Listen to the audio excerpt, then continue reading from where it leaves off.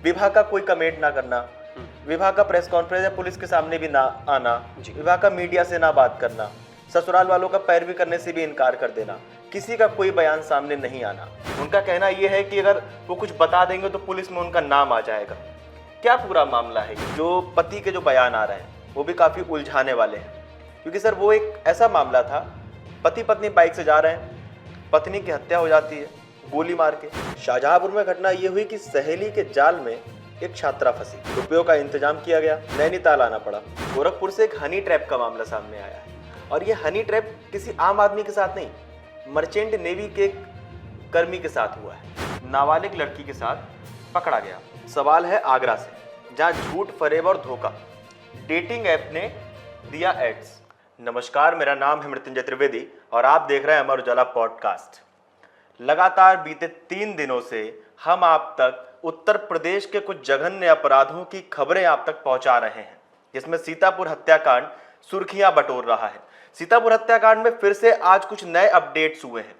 उन सारी जानकारियों को हमारे साथ साझा करने के लिए, आप तक पहुंचाने के लिए हमारे साथ मौजूद हैं हमारे वरिष्ठ सलाहकार वरुण कुमार जी। क्राइम की खबरों पर पैनी नजर रखते हैं। सीतापुर के साथ साथ कई और उत्तर प्रदेश के और बाहरी प्रदेशों के जो अपराध हुए हैं, ऐसी खबरें जिन्होंने सुर्खियां बटोरी हैं, उन पे भी जांच करेंगे, उन पे भी पड़ताल करेंगे, उन पे भी चर्चा करेंगे और आप तक पहुंचाने की कोशिश करेंगे कि आखिर उन अपराधों के पीछे की वजह क्या रही। वरुण जी, आपका बहुत बहुत स्वागत है। शुरुआत करते हैं सीतापुर से। एक बात सामने आई कि सीतापुर के जहां मर्डर हुआ, जहां मिस्ट्री हुई, जहां पूरा हत्याकांड हुआ, वहां के जो लोग थे, वो लोग भी अपने आप में एक मिस्ट्री हैं। उनका कहना यह है कि अगर वो कुछ बता देंगे तो पुलिस में उनका नाम आ जाएगा। क्या पूरा मामला है ये? बिल्कुल मृत्युंजय, वो भी बताएंगे। उससे पहले सारे दर्शकों का धन्यवाद। जितने भी लोगों ने हमारे वीडियोस को देखा, उन्हें सराहा, उन्हें पसंद किया, उन सभी का धन्यवाद। खबर की तरफ चलें उससे पहले कुछ कमेंट हमारे चैनल पर जो आए हैं, जो लोगों ने सवाल पूछे हैं, मैं उनका जवाब देना चाहूँगा। एक हमारे साथी ने लिखा है, एक दर्शक ने लिखा है, हरेंद्र सिंह इनका नाम है, और इन्होंने लिखा कि पुलिस ने पहले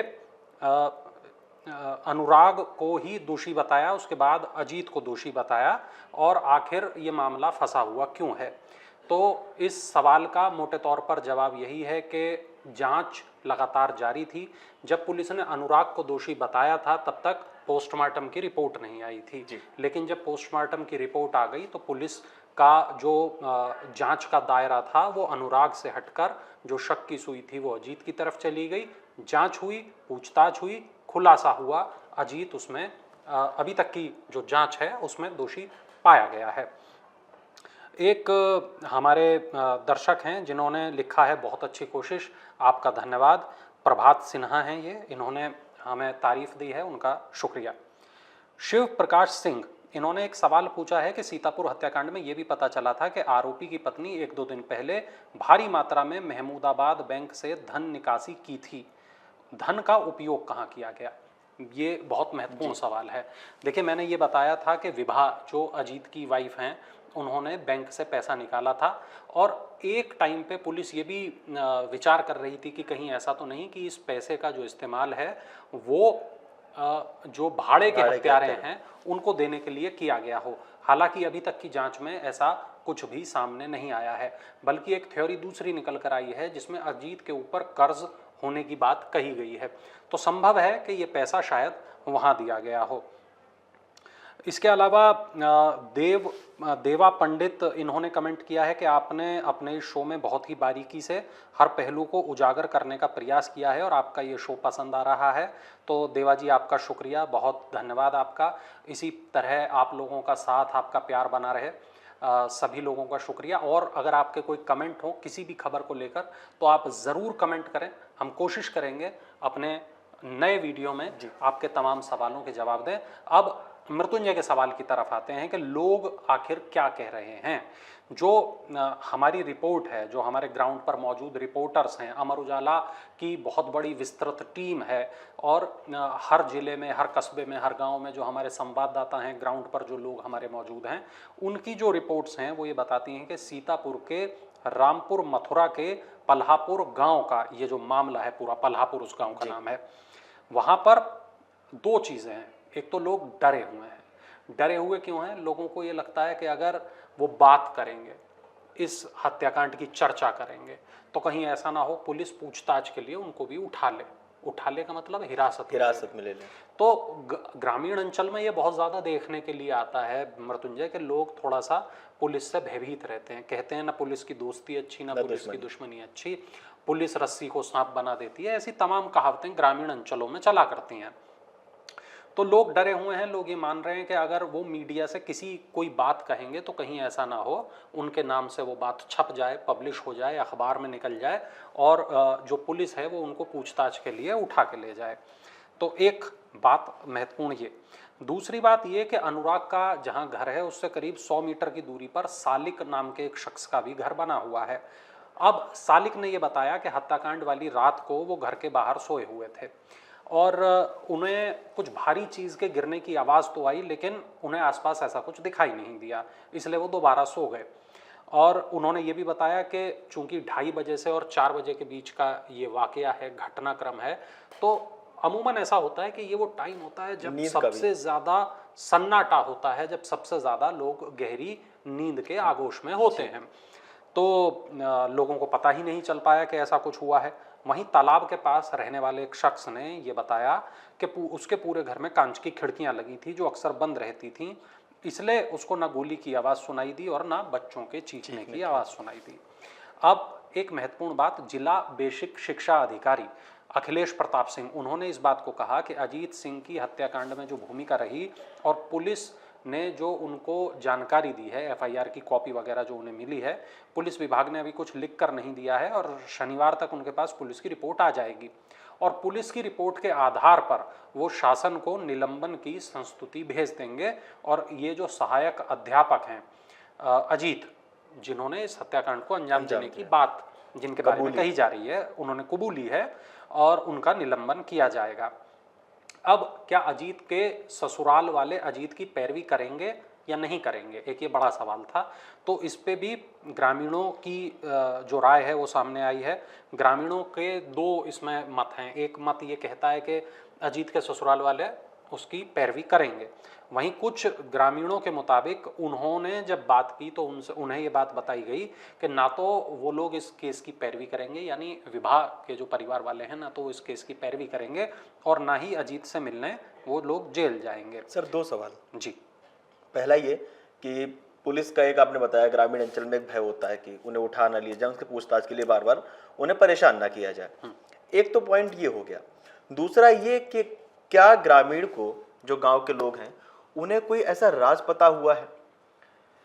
क्या कुछ ऐसा है जो वो बता दें और जो मेन मुद्दा हो? शायद अभी तक उससे हम लोग, पुलिस या अजीत ने वो चीज़ ना कबूली, हम तक सामने ना आई हो, जो चीज़ गांव वालों को पता हो। इस चीज़ का भय हो कि अगर वो राज सामने आ गया तो उनसे भी पूछताछ हो सकती है या उनके ऊपर भी खतरा मंडरा सकता है। पहली बात ये होगी। दूसरी बात ये सर कि ससुराल वालों का आपने जिक्र किया। अजीत ने ससुराल वालों से कुछ कर्ज लिया हुआ था, उन्होंने पैरवी करने से अभी फिलहाल मना कर दिया है। ये पूरा मामला क्या है? बिल्कुल, देखिए मृत्युंजय, अमूमन क्या होता है कि जो पुलिस की जांच है उसकी अपनी एक रफ्तार होती है। बहुत सारी अलग अलग टीमें होती हैं। एक फॉरेंसिक टीम होती है, एक इसके अलावा जैसा मैंने आपको बताया LIU होती है, जिसको लोकल इंटेलिजेंस यूनिट कहा जाता है। इसके अलावा जो स्पेशल टास्क फोर्स है, एक वो है, एक स्पेशल ऑपरेशन ग्रुप है। तो तमाम तरीके की जो टीमें हैं, तमाम तरीके की जो जांच हुई है इस केस में हुई है। और जैसा हमने पहले भी कहा था, 90 किलोमीटर की सीतापुर की दूरी है। पूरे लखनऊ की आंखें सीतापुर केस पे लगी हुई थी। चुनाव का वक्त ये है, तो ऐसे में मेरे को नहीं लगता कि पुलिस किसी भी तरीके का कोई रिस्क लेना चाहेगी। पुलिस तो ग्रामीणों से LIU के ज़रिए बात करेगी और जो ऑपरेशंस हैं वो STF के ज़रिए चलाएगी।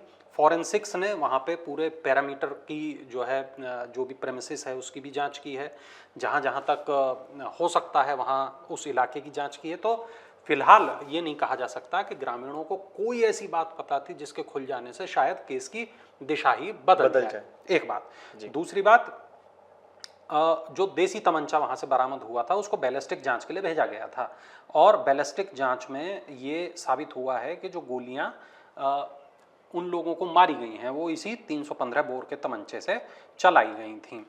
एक बात ये जो महत्वपूर्ण बात है। दूसरा आपका ये सवाल था कि जो पैसे लिए हुए थे अजीत ने अपने ससुराल वालों से, अब ये बात पता चलती है कि जो अजीत के ससुर हैं, अजय सिंह उनका नाम है, महमूदाबाद के वो लोग रहने वाले हैं, और जब अजीत अपना घर बनवा रहे थे तब उन्होंने अपने ससुराल से कुछ पैसा लिया था। ये कोरोना काल के दौरान ये पैसा लिया गया था और इस कर्जे को अजीत चुका नहीं पा रहे थे। इस हत्याकांड से करीब 1 महीने पहले अजीत ने अपने ससुर को करीब 1.5 लाख रुपए वापस किए थे। ये रिपोर्ट्स हैं जो अभी तक सामने आ पाई हैं। एक चीज़ सर और सामने आती है, अगर सीतापुर कांड की बात की जाए, अजीत और ससुराल विवाह, ये 3 जो गुत्थियां हैं, इनको हम लोग पहले भी डिस्कस कर चुके हैं, और आज भी सुई जो है ना कहीं वो एक गुत्थी है कि जो सुलझ नहीं, जहाँ पे ना बार बार जाके सुई अटक रही है कि विवाह का कोई कमेंट ना करना, विवाह का प्रेस कॉन्फ्रेंस या पुलिस के सामने भी ना आना, विवाह का मीडिया से ना बात करना, ससुराल वालों का पैरवी करने से भी इनकार कर देना, किसी का कोई बयान सामने नहीं आना, ये एक जो अनसुलझी पहेली सी एक बनती जा रही है। जी देखिए, विवाह के जो रोल है उसकी जांच पुलिस ने की है। 2-3 तरीके से पुलिस जांच करती है। एक तरीका ये होता है कि भाई कॉल डिटेल के रिकॉर्ड निकलवाए जाते हैं, जिसको हम CDR कहते हैं। एक मोबाइल की लोकेशन के आधार पर यह देखा जाता है कि फला व्यक्ति उस दिन कहाँ था।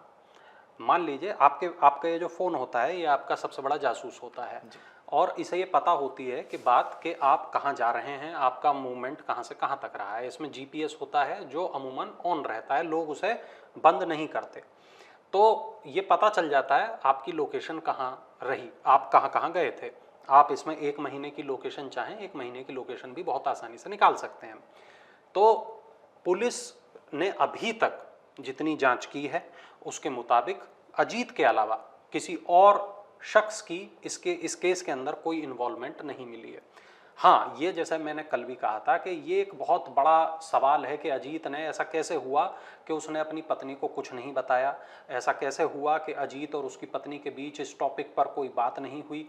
अगर विवाह की बातचीत हुई थी तो कितनी हुई थी, क्या बातचीत हुई थी, उसकी जानकारी अभी तक पुलिस के पास ऐसी कोई कॉन्क्रीट नहीं है जिसके आधार पर हम ये कह सकें कि विवाह का कोई रोल इस मर्डर केस के भीतर था। ये बात रही सर सीतापुर की। सीतापुर केस में और भी कुछ अपडेट आते हैं, हम आप तक पहुंचाते रहेंगे। अगर आप ये वीडियो YouTube पर देख रहे हैं तो हमारे चैनल को सब्सक्राइब करें और बेल आइकन को दबाना ना भूलें। अगर आप Facebook पर ये वीडियो देख रहे हैं तो हमारे पेज को लाइक करें।